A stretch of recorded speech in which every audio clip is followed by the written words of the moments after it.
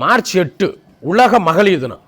உலக மகளிர் தினத்தில் நம்ம இன்னைக்கு ஒரு பெண் அரசியல் ஆளுமையை பற்றி பார்க்க போகிறோம். அனைவருக்கும் வணக்கம். நிலக்கோட்டையிலிருந்து உங்கள் வழக்கறிஞர் மணிகண்டன். திண்டுக்கல் மாவட்டம் நிலக்கோட்டை சட்டமன்ற தொகுதியில் அழகம்பட்டின்ற கிராமத்தில் பிறந்தவங்க அக்கா ஏஎஸ் பொன்னம்மாள் அவர்கள். 1957 அதாவது இந்தியா சுதந்திரம் அடைந்து மிக குறுகிய காலங்களிலேயே அரசியல் களத்திற்கு வந்தவர் அக்கா பொன்னம்மாள் அவர்கள். அவர் அரசியல் களத்துக்கு வரக்கூடிய அந்த காலகட்டங்களில் பெண்கள் வீட்டை விட்டு வெளியே வருவதே அரிதாக பார்க்கப்பட்ட காலங்கள் அது.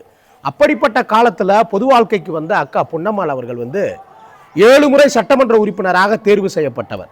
தான் எந்த தொகுதியில் போட்டியிட்டாலும் வெற்றி பெற முடியும்ன்ற அளவுக்கு மக்கள் சக்தியை பெற்றிருந்ததுனால நிலக்கோட்டை, பழனி, சோழவந்தான் போன்ற சட்டமன்ற தொகுதியிலிருந்து வெற்றி பெற்றவர்.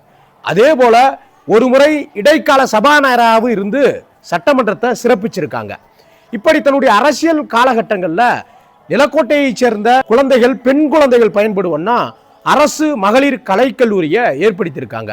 அதே போல சிறுமலை அடிவாரத்தில் பலாயிரம் ஏக்கர் விவசாயம் செழித்து ஓங்குவதற்காக மாவூத்து அணை கட்டுவதற்கான அத்தனை முழு முயற்சி மேற்கொண்டவங்க அக்கா ஏஎஸ் பொன்னம்மாள் அவர்கள்.